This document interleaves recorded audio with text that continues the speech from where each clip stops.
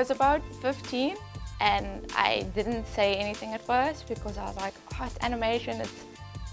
A lot of people think it's kids movies. I never researched as to like how much work goes in behind the scenes until I started watching the behind the scenes, and I got more amped and more interested in like, how can I do this? In high school, I did photography courses, and I also was a part of the photography club. That amount of information that I got from all of that helped me steer towards lighting, and I started going deeper into it, and I found that this is where I'm comfortable. This is what I want to do.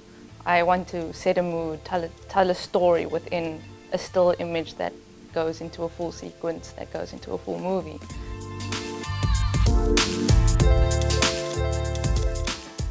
We get storyboards, we get direction from directors, we get the base story, we've got animation who goes through the act of that story, but we kind of set the mood for a project, whether we want to make the scene ominous or romantic. For example, there is a scene in The Highway Rat where there's a raid happening. The Highway Rat comes in and he steals all of the creature's food, and we went with a kind of dramatic kind of sunset, but it's also quite ominous with the shadows and the long shadows. And that's our job, to try and get that point across to the audience so they feel kind of what's happening in that scene.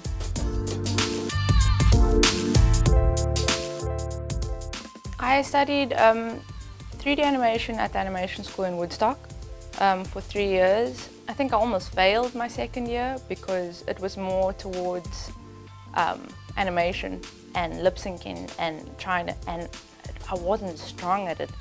I was ready to give up. I wish I knew at the end of like my first year that animation, the technical side of that, of making characters move and lip syncing, that it wasn't for me, and that was okay. And speaking to one of my lecturers one day helped me realize that, because he saw I was struggling, and he was like, it's okay, this is just one part of the entire industry. Not everybody's strong in it. But I didn't realize at that point what part I was strong at yet.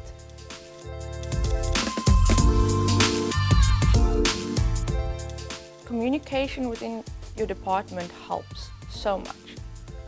As a lighting artist, it doesn't help to be a closed-off person.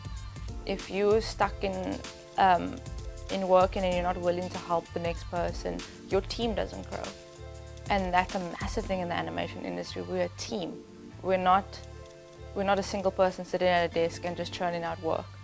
Because at the end of the day, we're all trying to reach the same goal. Patience is something I'm still yet to master.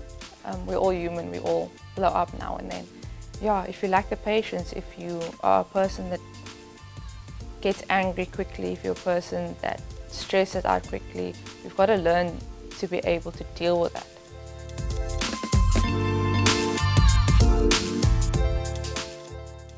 The best part of my job must be the reaction from people, not only from the directors but from the audience.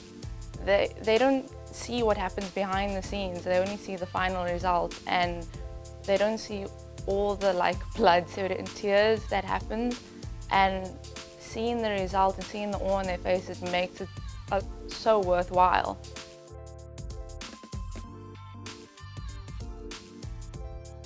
I would give the advice of don't be scared of change. Somebody could tell you tomorrow, oh, that shot that you did, we're going to change it up a bit.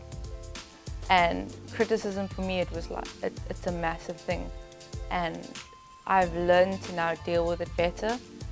But as a 17-year-old, I would have freaked out and quit. Be open to other people telling you to learn more. Ask questions. There's only so much research that you can do. Google only gives you so much. Talking to people with experience gives you much more because they're talking from their experience.